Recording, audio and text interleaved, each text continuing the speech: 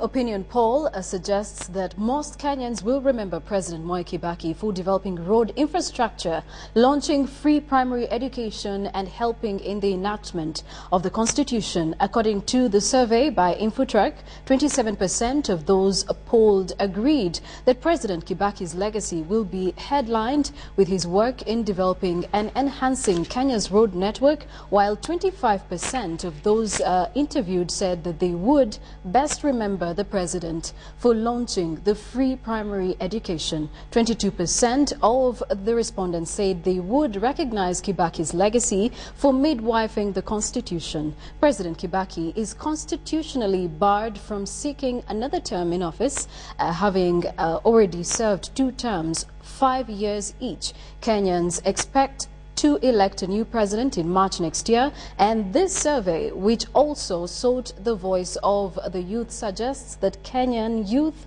want the government to tackle issues of unemployment, insecurity, tribalism, as well as poverty. And we are now joined by Infotrak's Chief Executive Officer, Angela Ambitho, who is here to analyze more what this poll does include. Good afternoon, and thank you for joining us. Thank you very much for having me. Tell us, what was this Infotrak poll meant to deliver to Kenyans? I think, you know, any poll is meant to try and decipher, you know, the current happenings in the country. One of the things that we're all cognizant of is the fact that Kibaki, our, you know, current president, is soon going to retire, just like you so aptly mentioned. So we obviously wanted to find out from Kenyans what kind of legacy they feel Kibaki is going to leave. What will they remember him for? And they said the things that you have mentioned. The top 3 things that Kenyans mention are infrastructure, that we cannot take away from the president. We have had much better road infrastructure, for instance, as opposed to what we had before his tenure. He's certainly going to be remembered for, you know, universal free primary education, which is something that we see the rural you know, population remembering him more for than the urban population. And certainly the fact that we also had a new constitution is something that's not lost to the, you know, the citizenry. But the other things that they mentioned, it's just that they didn't mention them as high as those top 3 things. They mentioned things like food security, they mentioned equality for Kenyans, but these are things that were not as high in their, you know, cognizance as So the let's top take 3. a look at the age groups for which this poll was carried out. Right. Which were the age groups and how many respondents did you interview? This poll is just, you know, an offshoot of the previous poll that we conducted. So it's the same you know, respondents. We just, what we have done is we've picked out the demographics for the youth sample for specific areas. So for instance, we wanted to address and decipher whether the youth think differently about Kibaki's tenure as opposed to the total population. So the total sample was 1,500. The youth sample is 983 of that 1,500. So it's the same, you know, sample that was used. It's just that the youth sample was then picked out and we looked at the issues that were affecting the youth. Right. There are some of the issues you highlighted in the poll where the youth wanted action specifically on insecurity, unemployment, corruption, poverty and tribalism. And what are the ratings when it comes to these issues? Take an example of tribalism. It seems like the youth actually complain more about this. And when you look at the percentage, it's only about 8%. I think you know, if you look at the issues that plague anybody, you must look at them in relation to human needs, basic needs. You've heard of Maslow. Maslow said that you have to deal with one's basic needs of food, clothing, and shelter before you can actually have them talk about other issues. I think that's the same. Tribalism cannot be a bigger issue for the youth than the fact that they don't have food on their table, they don't have employment. And that is the main issue for the youth right now. They want employment creation. The one that is intertwined with employment creation and unemployment is insecurity. So you see the youth also talking about insecurity, but it's not lost to them that tribalism exists and they want that issue addressed. Well, there's also the bit where aspirants to best address issues as we look forward to next year's elections. And it seems Prime Minister Raila Odinga comes first with about 34%. Uhuru comes in second place with 25%, Ruto 9%, Mudavadi 8.8%, Kalonzo with 5%, Peter Kenneth with 5%, Martha Karua 4.5%, and we also see Eugene Wamala with 2.8%, Charity Ngilu at 0.6%. What was the determinant factor for this specific poll? Again, we asked the respondents, which presidential aspirant do you think will best handle the issues of the youth? And what we saw is not a starking difference from what we saw in terms of popularity ratings. What does that tell me? It tells me that the youth are not thinking that dramatically differently from the total adult population. So that it is first thinking that, you know, you need to elect someone who comes from your place because that person is probably more trustworthy, and that's the person then that will deal with your issues, whether you're youth or not. So it's always, right now, what is driving the perception of popularity is my person, the guy from my area, will most probably be the most trustworthy person to deal with my issues. Were these polls conducted online as well as using the normal questionnaires? How exactly did it go? The poll was conducted face-to-face. We used a mixed mode approach.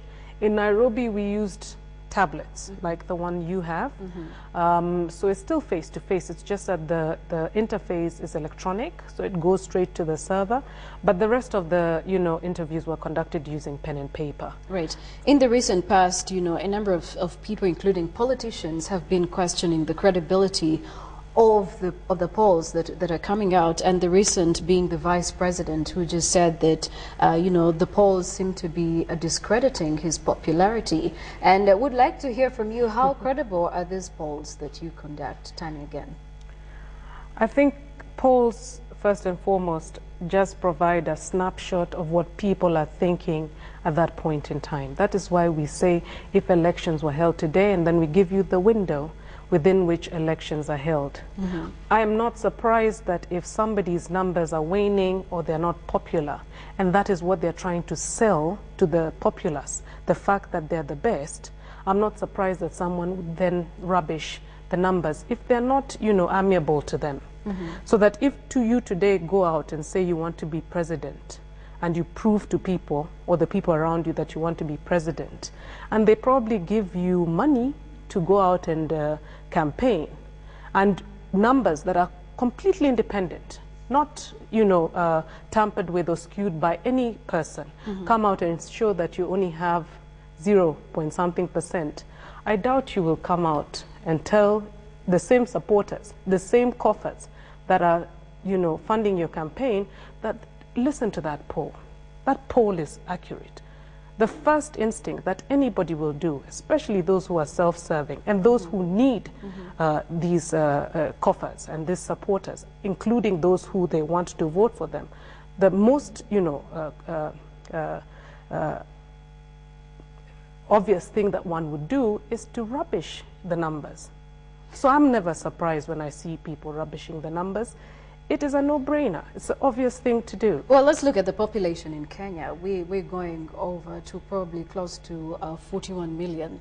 And these polls, if these polls are conducted on 1,500 respondents, how does this represent the voice of all these millions of Kenyans that we have? And we're still having people in the outskirts. We will actually say we'll not compare them to the urban side. The people in the rural areas, do they actually have the same agreement with these kind of responses? These polls are meant to represent, if you look at our intro, we say it's 1,500 interviews representing adults 19 million plus.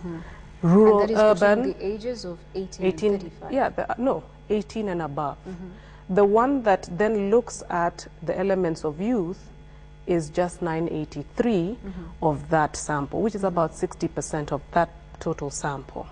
Now, you talk about the sample and you say 1,500, does it represent the views of Kenyans?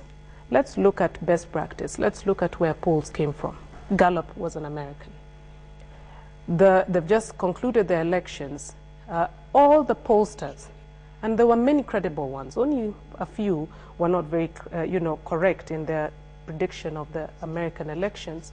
Almost all the pollsters had samples of less than 1,000 and under, representing 150 million plus Americans.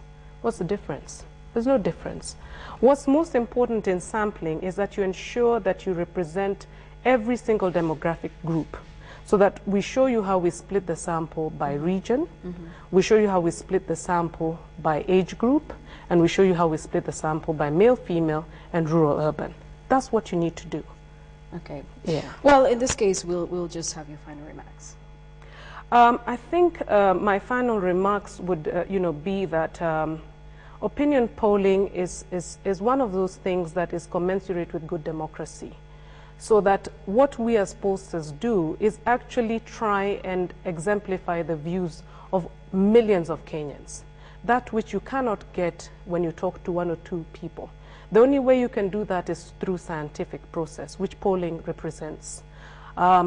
Winston Churchill, and that's my final comment, said, democracy is the worst form of governance, apart from all the other ones.